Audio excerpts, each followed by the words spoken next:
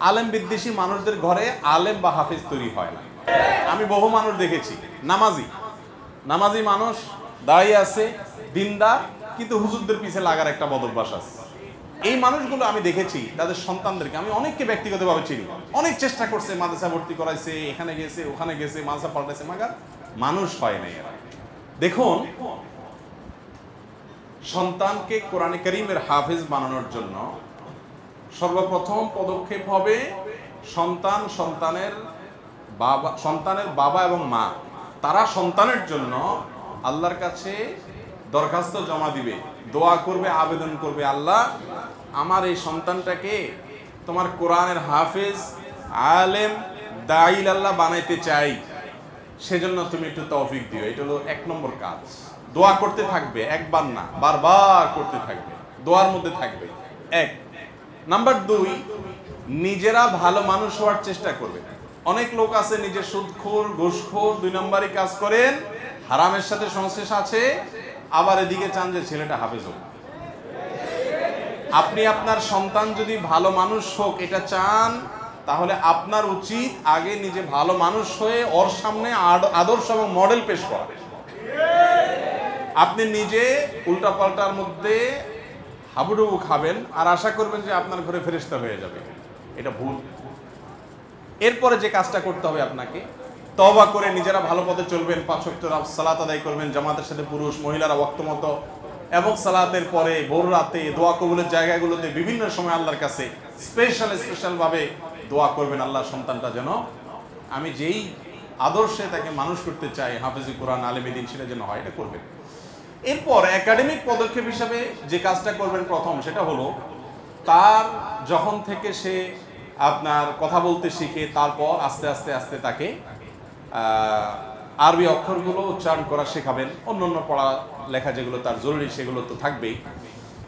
এই আরবি অক্ষর বর্ণমালা শেখানোর জন্য একজন হাফেজ, কোন একটা মসজিদের ইমাম, মুয়াজ্জিন, অথবা কোন একটা মাদ্রাসার শিক্ষক, বা একজন ভালো হাফেজ, যে হাফেজ তারাবি পড়ায় সুন্দর করে, শুদ্ধ করে, এরকম কোন একটা হাফেজের তত্ত্বাবধানে তাকে নুরানি কায়দাটা পড়াবে।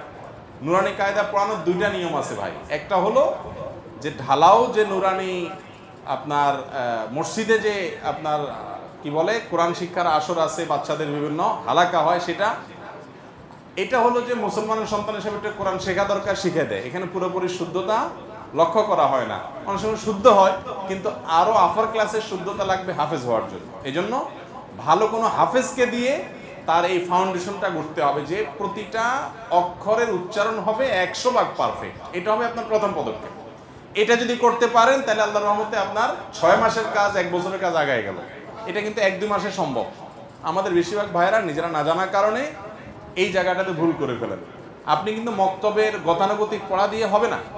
যে হুজুরের কাছে দিবেন তাকে বলবেন যে ভাই আমি তাকে হাফেজ বানাবো, অতএব হিফজের যে ফাউন্ডেশন সেটা দিতে হবে।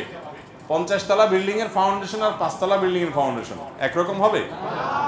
অতএব যেহেতু সে হাফেজ বানাতে চাই তাকে, অতএব তার ফাউন্ডেশনটা ওইরকম হইতে হবে, উচ্চারণটা হইতে হবে একদম পারফেক্ট, সহি। কোন রকম শুদ্ধ উচ্চারণ আমাদের সবার আছে, কিন্তু যারা হাফেজ তাদের উচ্চারণটা একটু ভালো থাকে আমাদের দেশে। তো এটা করবেন 1।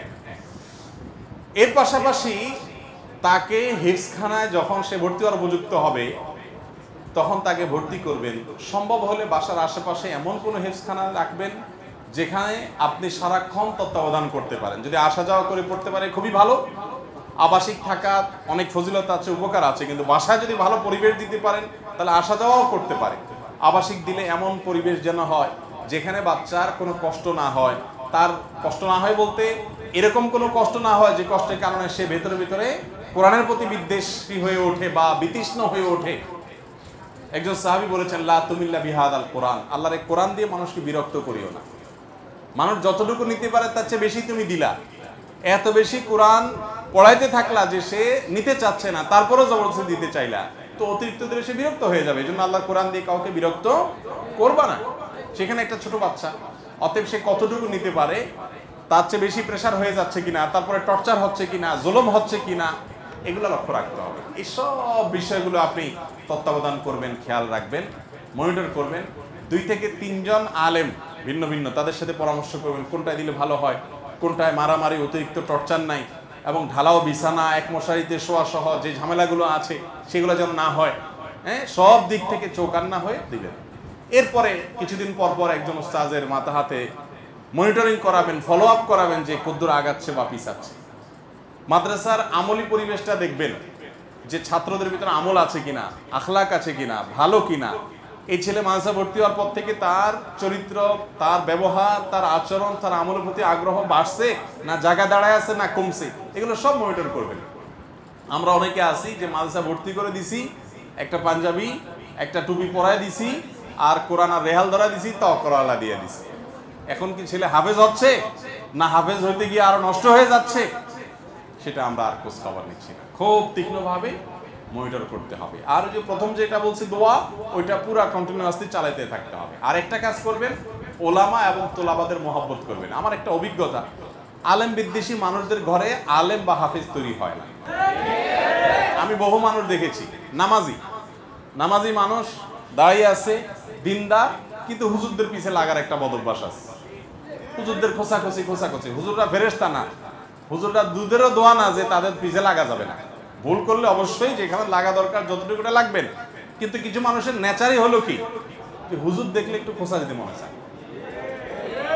আবার এই মানুষগুলো আমি দেখেছি তাদের সন্তানদেরকে, আমি অনেককে ব্যক্তিগতভাবে চিনি, অনেক চেষ্টা করছে, মাদ্রাসা ভর্তি করাইছে, এখানে গেছে ওখানে গেছে, মাদ্রাসা পাল্টাইছে, মাগার মানুষ হয় নাই এরা। আর এর বিপরীতে আলেম এবং তালেম ইলমদের প্রতি ভালোবাসা থাকবে, স্নেহ থাকবে, মমতা থাকবে।